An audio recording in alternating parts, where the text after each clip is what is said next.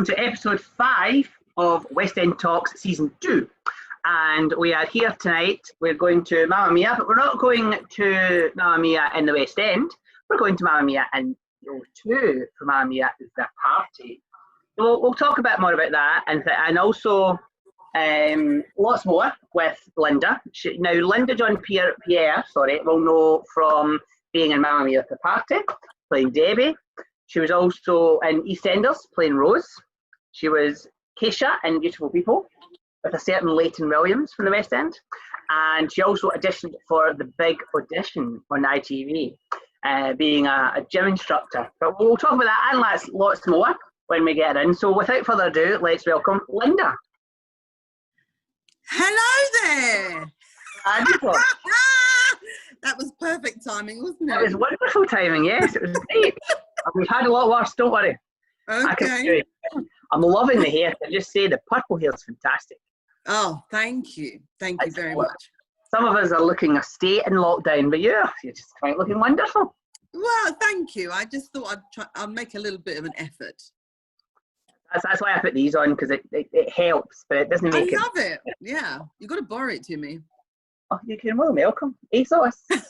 Actually, you've got to wear it so when you come and see the show.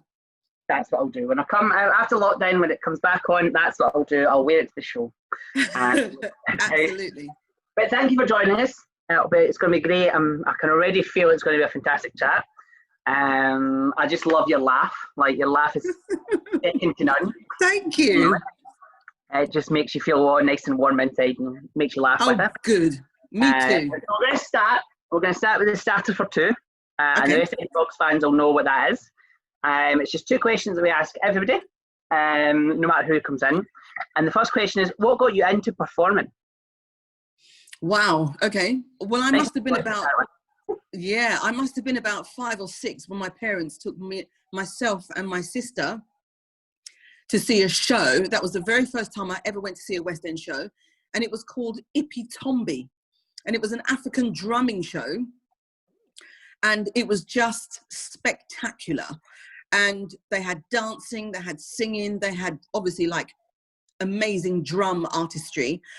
And I remember we sat in the gods, and I sat the entire time with my mouth wide open and going, oh my God, I need to be on that stage. I need to be on that stage. And I must have been about 5 or 6.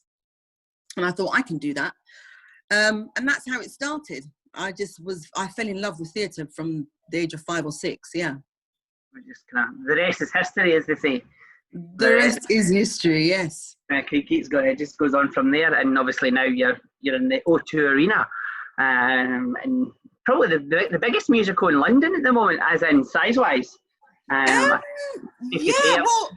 obviously we've got various major league and amazing shows in the West End that have actually been going for a very, very long time. And deservedly so, and everyone works incredibly hard in theatre across the board, whether it's fringe theatre, whether it's West End, off West End, whatever. Everyone works incredibly hard. And yes, Mamma Mia, the show is actually in the West End, and it's been on cruise ships. But this is a different kind of Mamma Mia, which is Mamma Mia The Party, which is basically a love story. It's not the same as Mamma Mia in the West End, and obviously that's what we need to get across to the general public, because sometimes the general public come along to see the show and they believe that they're actually going to watch Mamma Mia version from the West End, and it's not the case. It's basically a love story between a young boy and a girl, and I played Debbie the chef, and she's kind of crazy, but people love her. I more or less play myself. So it is a pretty big deal when it opened at the O2, because Bjorn Ulvaeus and the team, they're all involved, and Bjorn was with us throughout the whole of rehearsals, right the way through to opening, press night.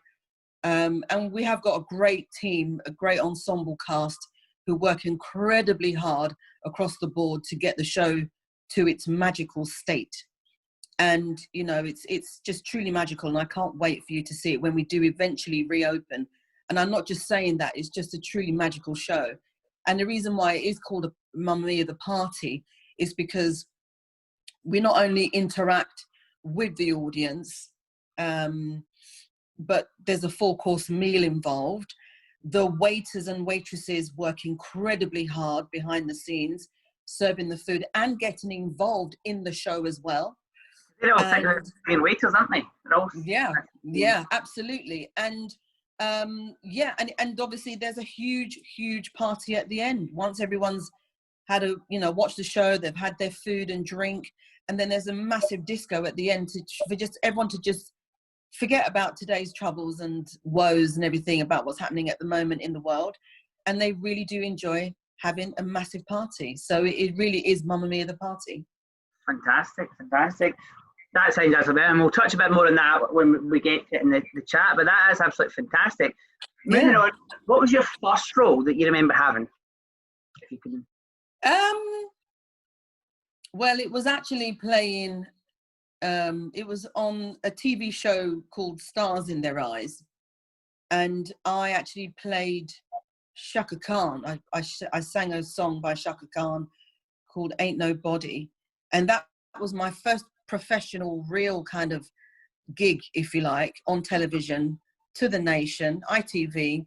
I think it was back in 2000. It was like more than 20 odd years ago. Matthew Kelly was the host of the show. And it was just basically a show that 4 or 5 members of the public could come into the studio. You were picked, obviously, by the production team and the producers. And they, you'd say, oh, I can sing like Shaka Khan, or I can sing like Beyonce, or I can sing like whoever. And they'd make you up like the person. So I looked like Shaka Khan, and it's whether that person can actually sound like the artist as well. So that was a lot of fun. Julia. Oh, that is hilarious. That is officially hilarious. Love that. That's hilarious. We'll get funnier as the night goes on. Don't worry. Oh my gosh. We do have a surprise for you later in the store.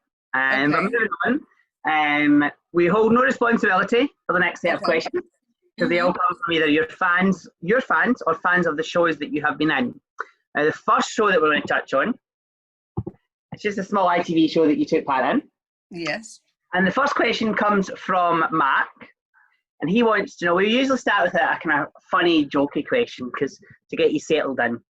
And he wants to know, they're genuine questions, but it's a kind of funnier question, if you like. Okay. Mark wants to know, do you still use exercise equipment? Do you know what? Since lockdown, no, I'm not going to lie. I don't think he means your health-wise. I've been too busy eating. But the thing is, I've actually turned it around and I've actually begun to watch what I eat. I think it's that is hilarious. Oh my God, I look a state.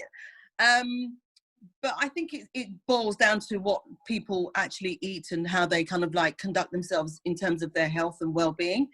And yes, at the time I was really into the fitness, and obviously we didn't have a lockdown. And obviously all the gyms were closed and stuff like that. And they still are till the 25th of July. But no, I haven't really sort of like looked after my fitness, as it were. I have actually still got the equipment, but I have actually moved from London. Well, I'm in between London and Liverpool. And I just literally have not had the time to use this equipment. And I should. It's shocking.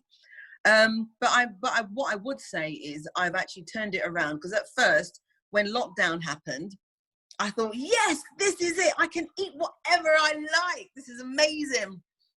And then the pounds started piling on. And I thought, oh my goodness, what am I doing? I'm just eating honeycomb from Marks and Spencer's forever. Love it. And I just thought, no, you've got to stop, Linda. And then, I just thought, you know what, just turn it around and just try and eat more healthily. And then I have actually, honestly, in the last few days, where I'm standing, I can actually see the gym from where I live, from my flat. So when the gym's open, I will be joining a gym and going, because I feel as if I can do stuff indoors. It's no excuse. I can do stuff indoors, but I need motivation. I need to go somewhere. For me, I need to sort of like feel that motivation and go somewhere and go, right, okay, let's pump that iron, or just get on the treadmill and walk, or just do some gentle running. And then, yeah, just sort of take it from there. A great answer. But just to fill everyone in at home, I don't think Mark was being cheeky with that question. Because no, not at all. I love that question. I love it. And the thing is, I intend on being honest with my replies. I could have said to you, yeah, I use it all the time. And you'd be like, really, Linda? No, I know. But I think what he meant by that, I don't like to assume, but obviously on the Big Edition, when you were on it, you had to sell gym equipment to the edition. I did. I did, and it was very hard.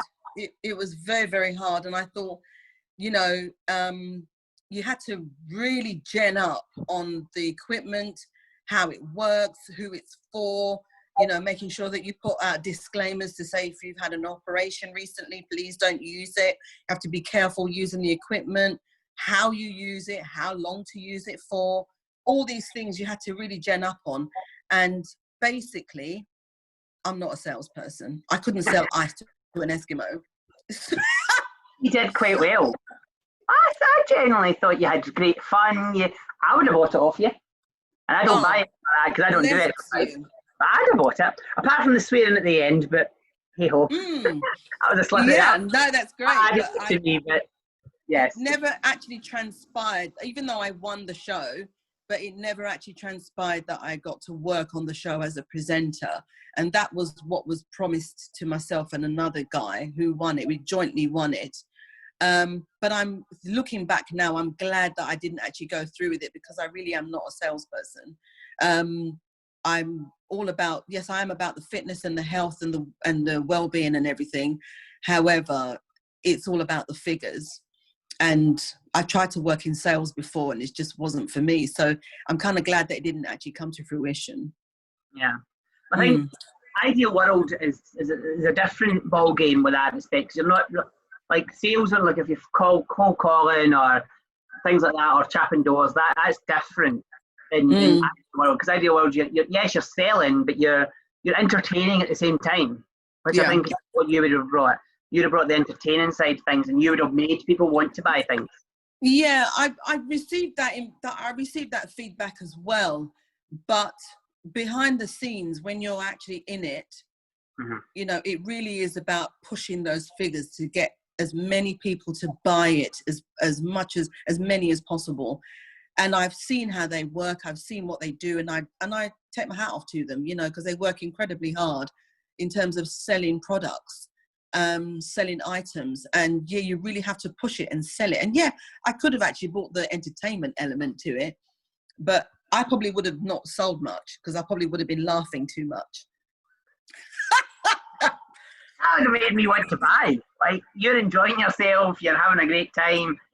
Absolutely. I would stand there and just rattle facts off at me, because I'd be like, no, I'm just going to switch you over. Whereas if you see you enjoying yourself and having a laugh, I'd more likely stay and more likely pick up the phone or the computer or whatever it is. Yeah. And that's, of course. And that's what people told me. They said, oh my gosh, when they saw me on the show, they went, oh, we've been looking out for you, you know, for the show and stuff. And we would actually buy the equipment because, you know, you're a real sized woman, blah, blah, blah. And we would buy the equipment and to use it. And, you know, it's a real person, not a size 8 or size 10 person. And there's nothing wrong with size 8 or 10 people. It's just that sometimes women's metabolism changes during the course of their lifetime. So it's, and same for men as well. So it's for everyone. But ultimately, you know, I'm kind of like glad that it didn't actually happen, because I probably would have been fired.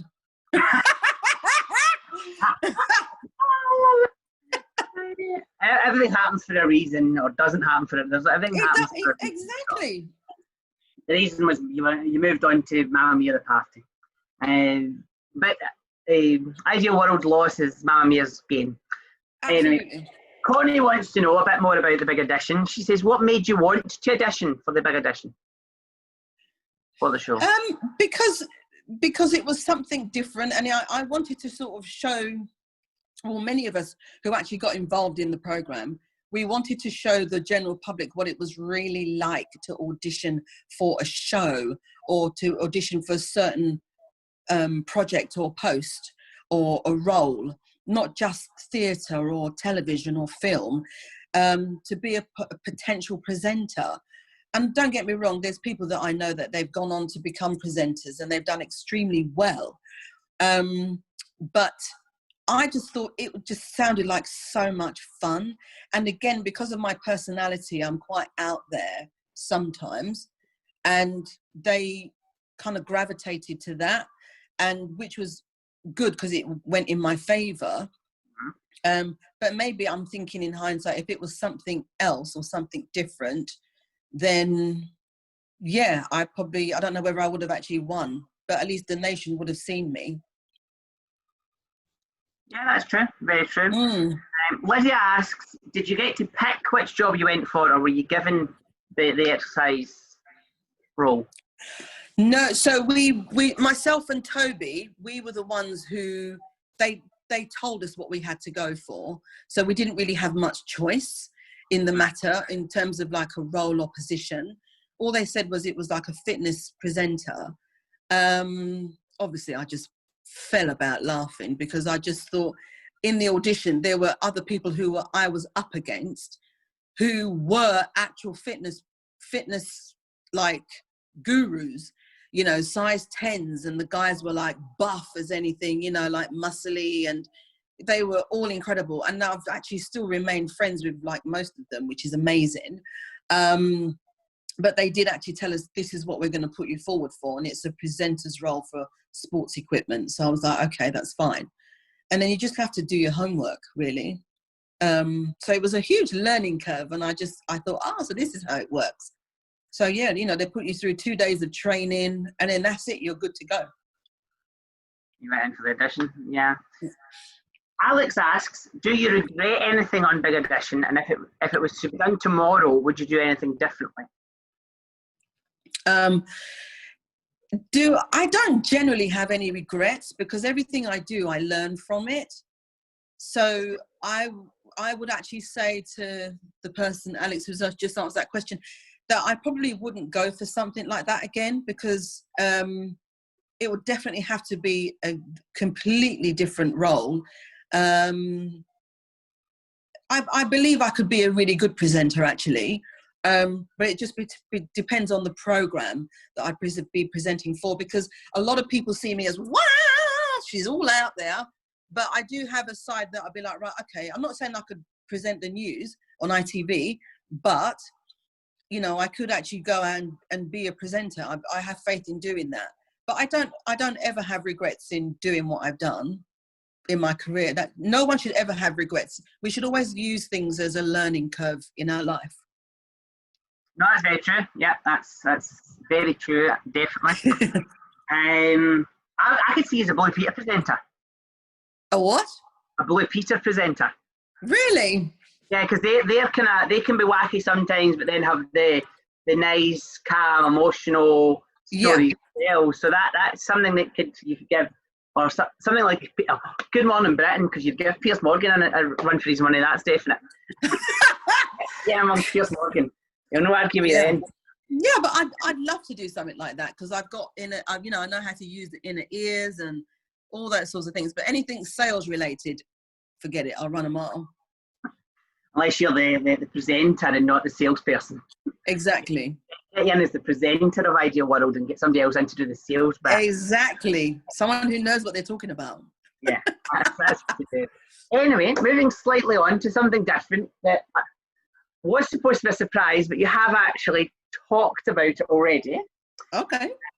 We have dug it out of the woodworks, and we're going to show everybody if it works. Hold on 2 seconds. I thought I had this set up, but obviously not. There we go. Right. So we're now going to show everybody your Stars in Their Eyes performance. So we get to actually see you as Shaka Khan. No way! I found it on YouTube. You didn't?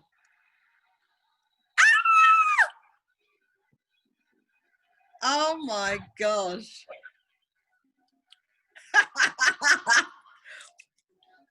That is hilarious.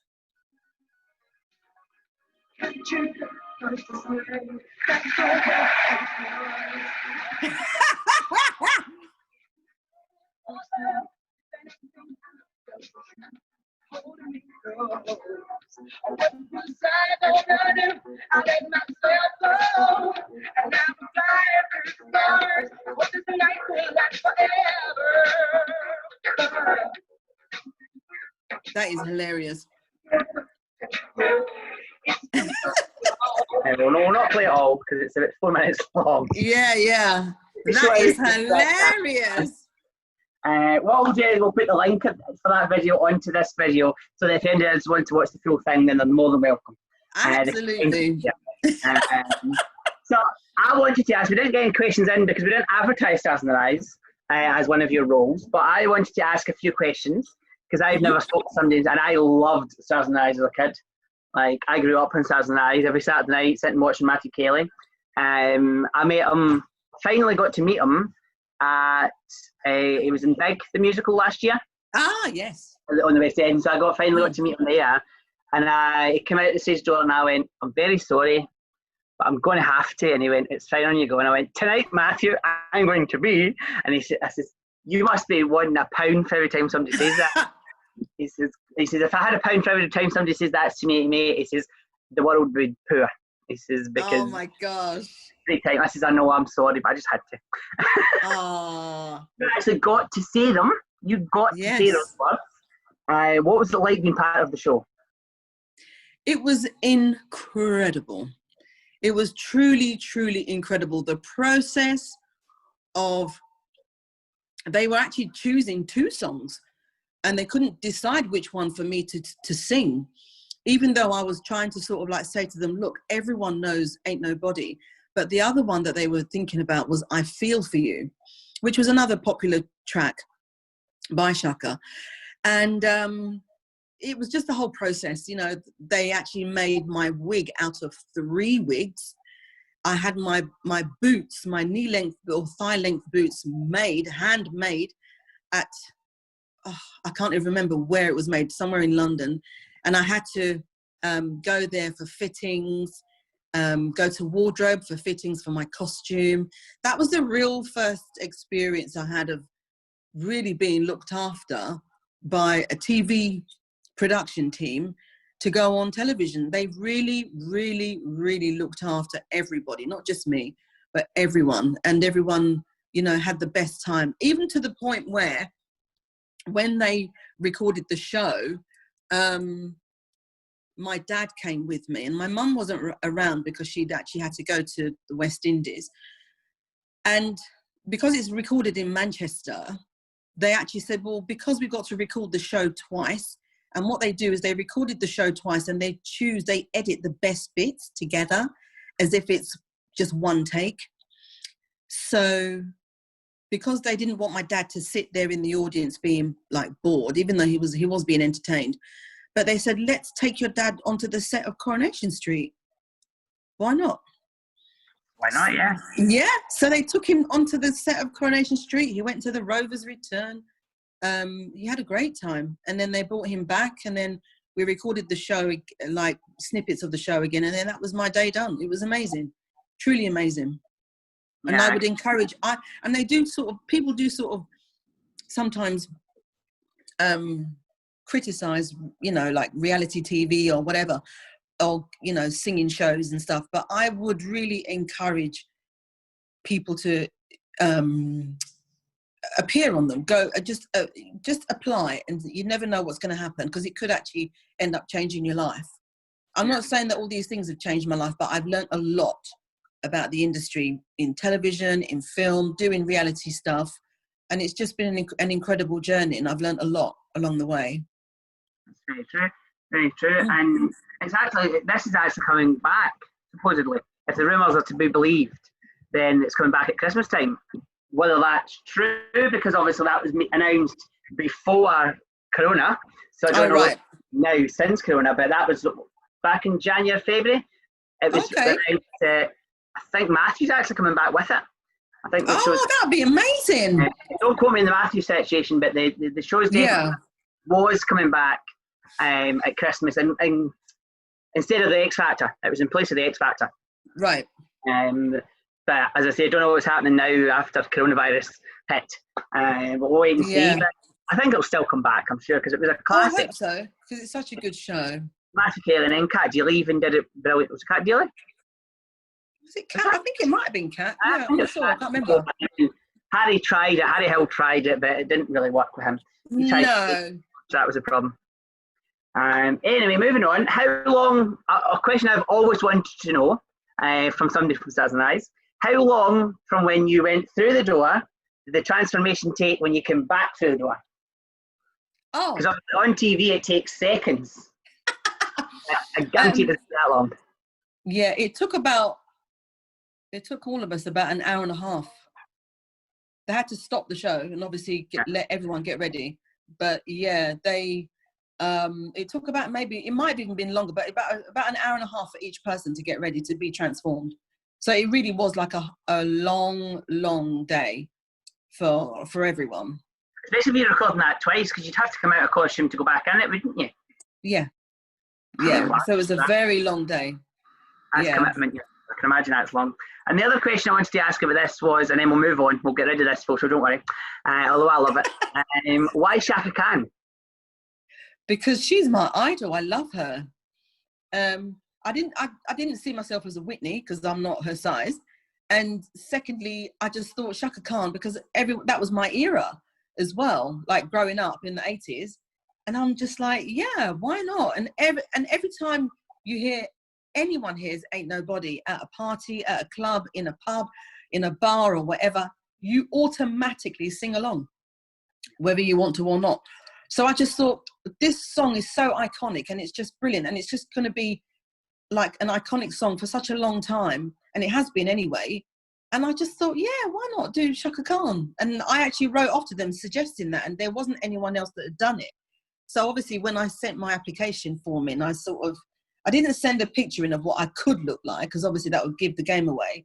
But I just said, yeah, and I had to go in to meet the musical director and I had to sing in front of them. No, I had to send a video. No, they didn't have like video things, auditions. They just said, come in and sing for us. And I did. And I just brought a backing track with me. And then I just sang a little bit and they went, okay, yeah, that's fine. But you know how it is. They give you a poker face and they don't give anything away. And it must have been about a couple of days or a week later, they said, yeah, we'd love you to be on the show. This is the song we're going to do. Then you need to come in and rehearse. And, you know, we're going to like edit it this bit, this, that way, blah, blah, blah. And yeah, before you know it, we was recording the show.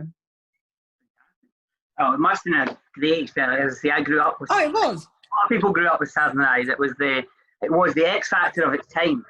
Without a doubt, it was its X Factor of its time. And it is a success if and when it comes back. Yeah. But moving on to something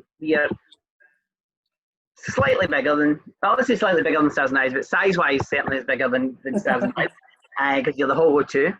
Rebecca, obviously we're moving on to Mamma Mia the Party, back to that. You've touched a bit on it already, but Rebecca wants to know what makes the party different to the musical. Well, it's something similar to what I mentioned earlier, but it's not. Okay, so the first thing that you notice is that it's interactive. So the audience are involved in the show from the get-go. When you go and see the West End show, it's a bit sunny here.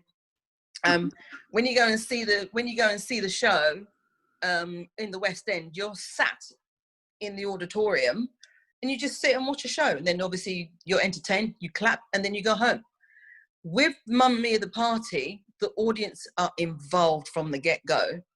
And that's what makes it a huge difference, because they feel the storyline, they feel the music, they sing along to the music, they get up and dance to the music. In the theatre, you can't really do that. No, yeah, and obviously in the theatre, you can't have food.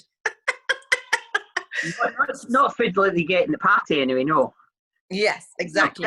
and snacks. But then it's because the show is actually done in stages as well.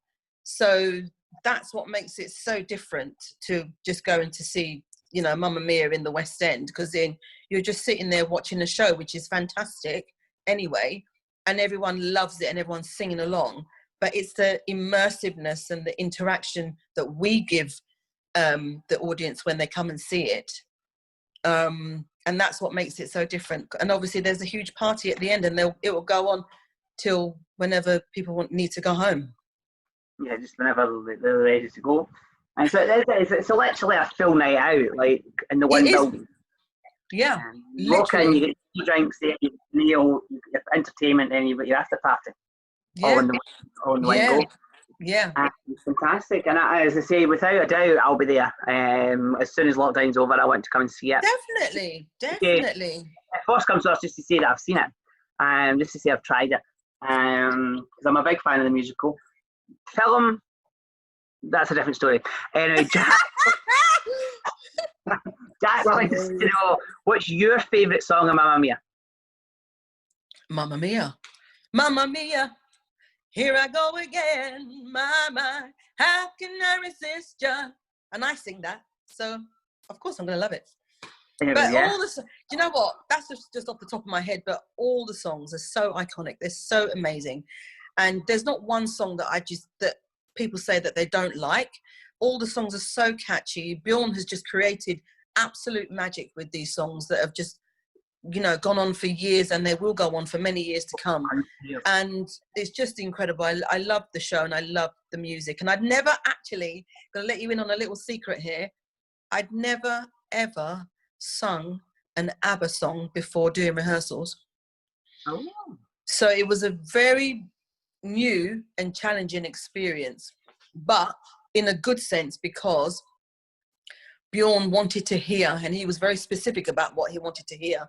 He didn't want to hear a typical musical theatre voice. He wanted to hear a pop voice sing his songs. And that's how his songs have always been sung. They've not been sung as a musical theatre song.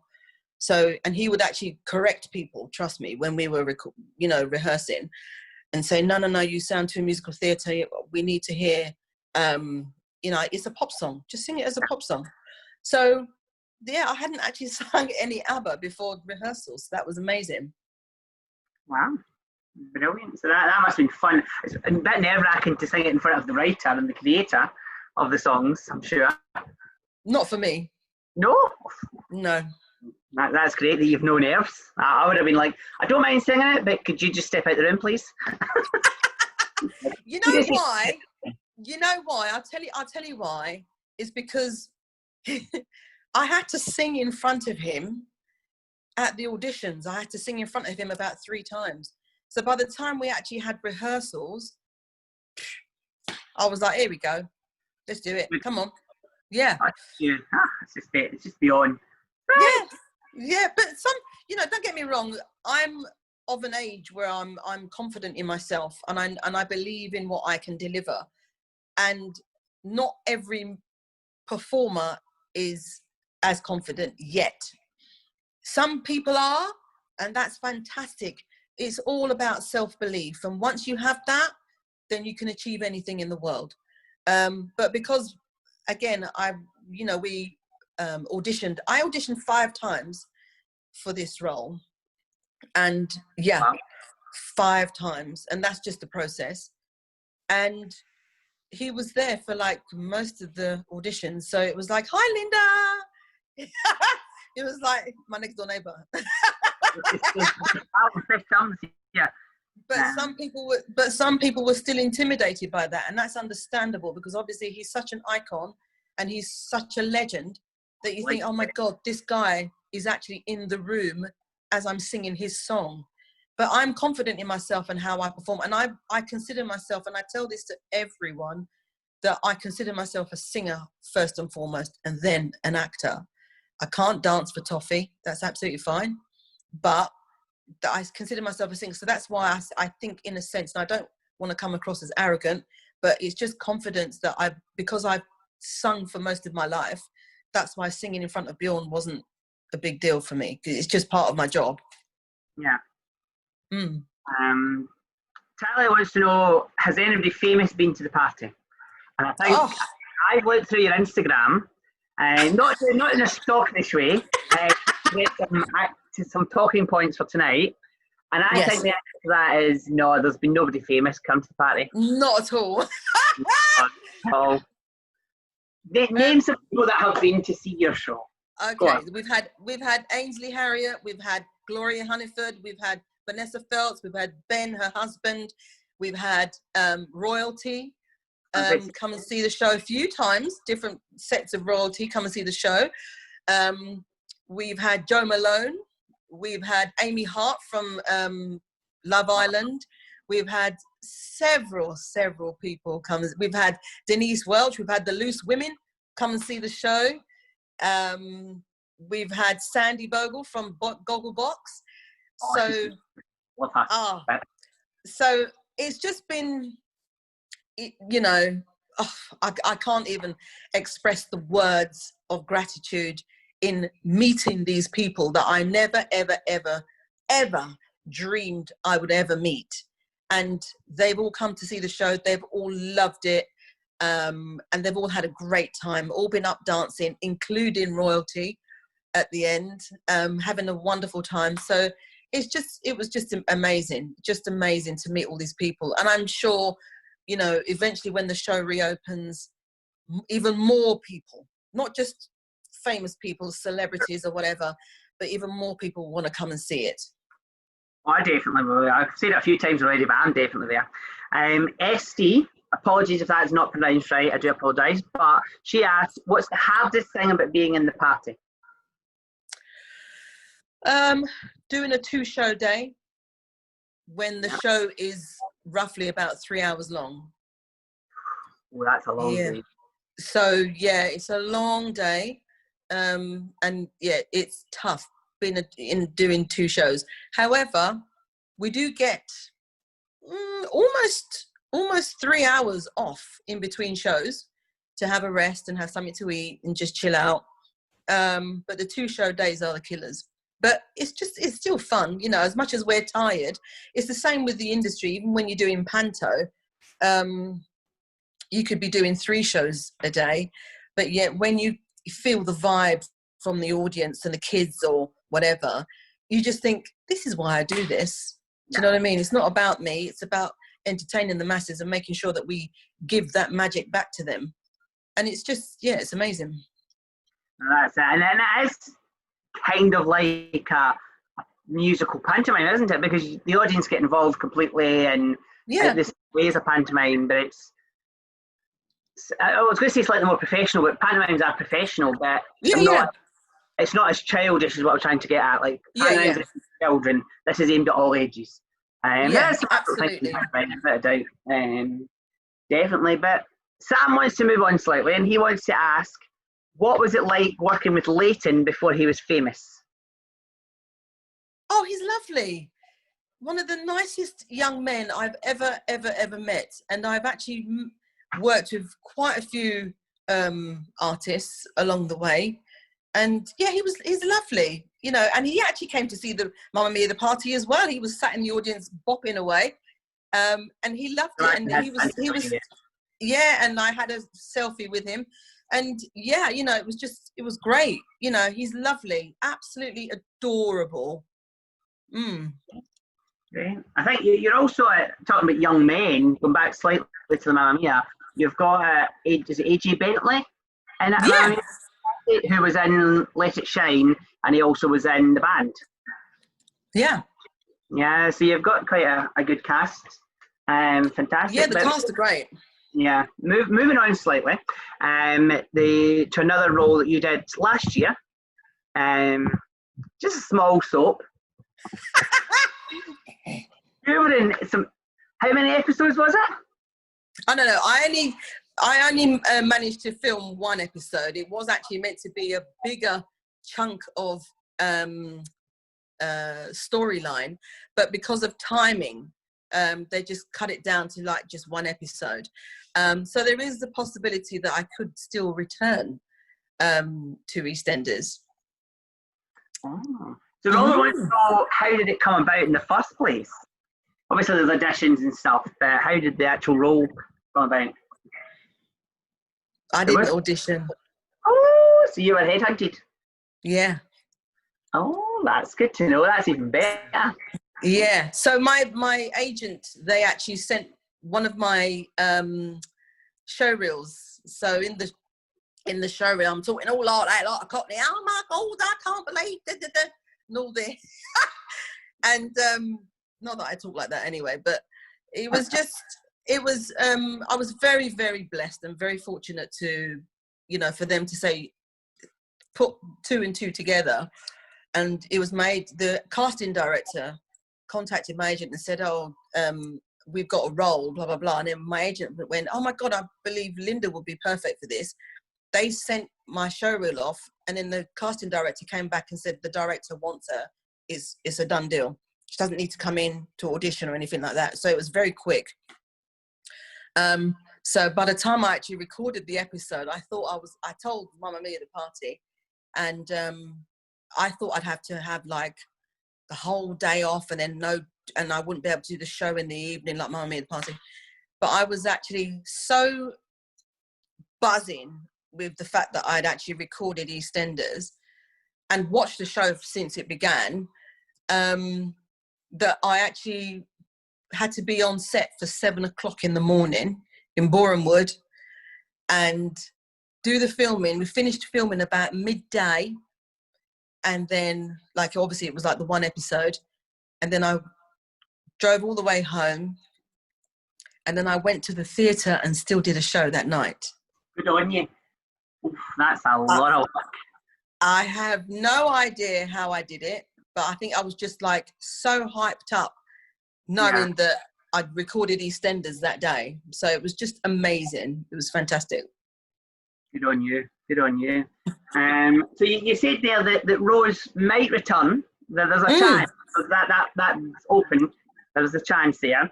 Joanne wants to know, if you were to go back in, would you, and you had the choice, obviously you don't have the choice usually, but if you had the choice, would you want to be a nice character who gets a partner and settles down in EastEnders in the square, or would you want to be a bad character who kills or steals or something like that? What kind of character would you want to be?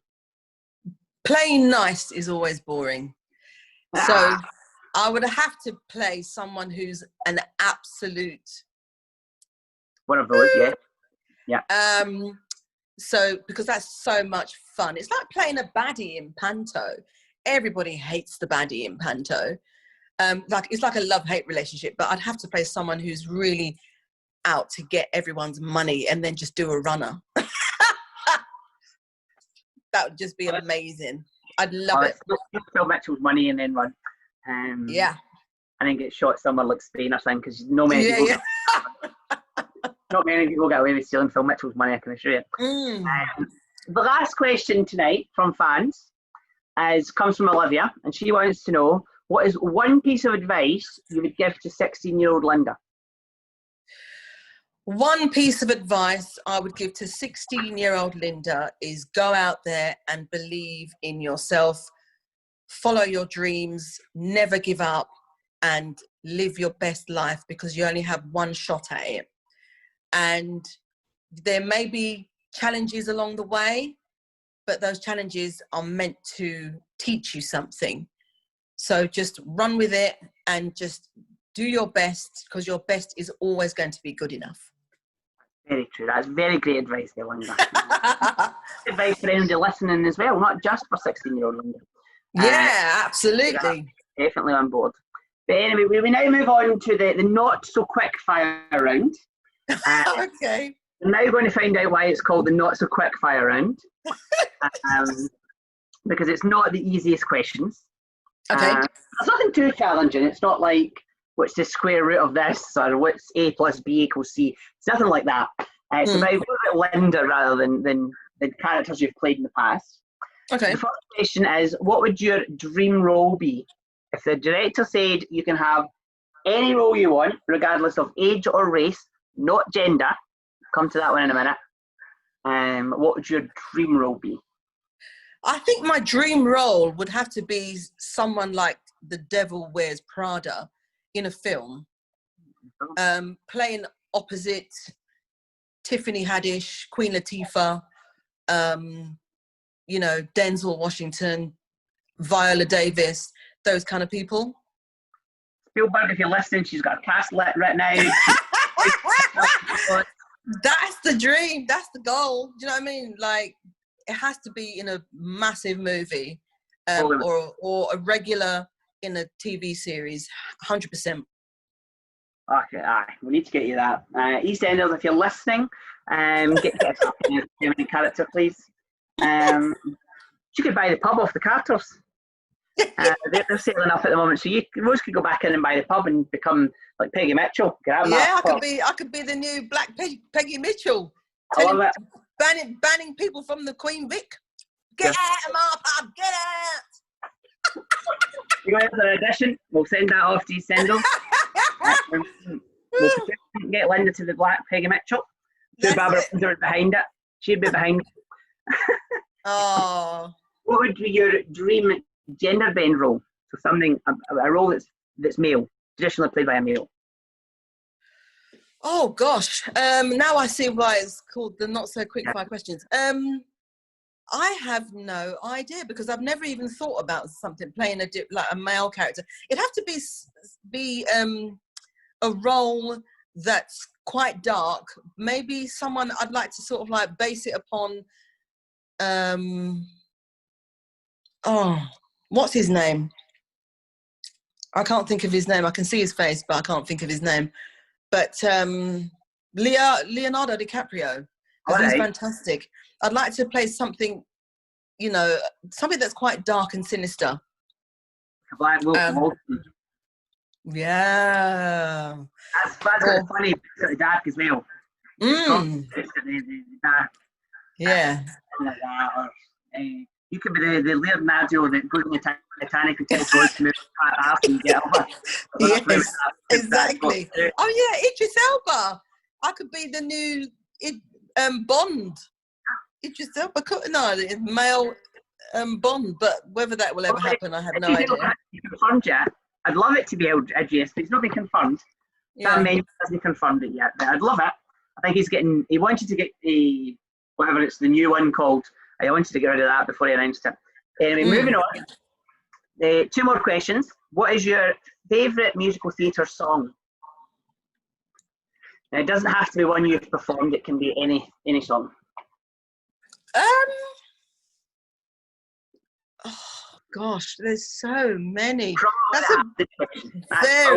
It's the big number that Alphaba sings in Wicked. Defying Gravity. Yes, that's the one. That's just the ultimate.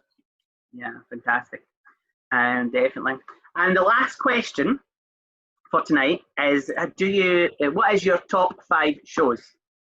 Now, you don't have to have been in them. Again, you can be, but you don't have to have been. Oh, definitely Wicked. Definitely Motown. Definitely A Christmas Carol that was at the Old Vic. Oh yeah. Well, when I did A Mad World, my masters, that was at the RSC. That was amazing. And Ain't Too Proud to Beg, which I saw on Broadway in February before lockdown, which is about the Temptations. Yeah, is that a Temptations musical, isn't it? Oh, it's just incredible. Incredibly, insanely good. So yeah, I'd love to be in that. West End transfer, don't worry. We'll petition for it. Anyway, the last thing before we say thank you and goodbye is, have you heard of the Ice Bucket Challenge? I have heard of the Ice Bucket Challenge. You have? The reactions are fantastic. We're not going to make you do it, don't worry. Thank God. 2 reasons we asked that question. The first one is just to see your reaction, because I think some of the actions are priceless. And secondly is, when you did do it, Laura, I don't know if you did it, but when it was a thing years ago, you had to do it and then you had to nominate somebody. Yeah. So we've come up with the West End Talks nomination. Okay. And the whole point in that is you can nominate as many people as you want, but minimum 1, to come in and do a chat with us. So okay. You've gone through the pain, so it's now time to inflict that pain on somebody else. Oh. So it can be anyone you want from theatre, film, or TV. From front of house, like no front of house, sorry, from on stage or off stage. Preferably somebody you know, because the whole point is to help us get them in to do the talk. Yeah, so sure. don't type Leonardo DiCaprio or Idris Elba if you don't know them. As much as love to get them both in. Yes, I would say it would have to be Steph Parry, who plays, you know, Kate in the show, in Mamma Mia the Party, and she's amazing. She's wonderful. I love her, and she's a great sport. And I think she would actually do the ice bucket challenge. But yeah, I know it's not real. But the thing is, yeah, I would definitely nominate her because you'd absolutely love her if you've not spoken to her already. No, I haven't spoken to her yet. No, we haven't got her in. That would be a fantastic one to get in. I'd love to talk to Steph. What you need to do now then is after the chat, go onto Twitter, pop up a tweet to say something like, "You've just done your talk with West End Talks. Steph Parry, it's now your turn," and tag us both in it, and we'll get that sorted. So that's fantastic. But that's us. You have thank you so much. No, thank you. All that's left for you guys at home to remember is Linda and me are not just here for some fun, although I do hope she had fun, or did have fun. And the whole point, or the main point of being here tonight is the charity. We're obviously out to help Acting for Others. And the charity link is in the bio below, or the Just Giving page, sorry, link is just in the bio below. Acting for Others obviously is a fantastic charity. It helps the full acting community, no matter who you are in that community. Not just at the moment, they do help all year round, but they are helping more so at the moment. It's vital funds at the moment because obviously the full theatres are in Dartmouth. Although we have had the announcement that they can start to slowly reopen, so hopefully slowly we'll get there. And then join us next time when we'll have something a bit different. We'll have Zach Hanlon, who actually is still a student at Urdan College, but he was in Catfish, the concept album, which is a new musical just before lockdown. It all happened just before lockdown. But he was one of the cast members in that. So we'll talk about that and also being a student in the musical theatre industry. But Linda, once again, thank you very much, my dear, for joining us. Thank you so much. It's been an absolute pleasure. And thank you again. Absolutely brilliant. Thank you, my darling. Take care. Bye now. Bye.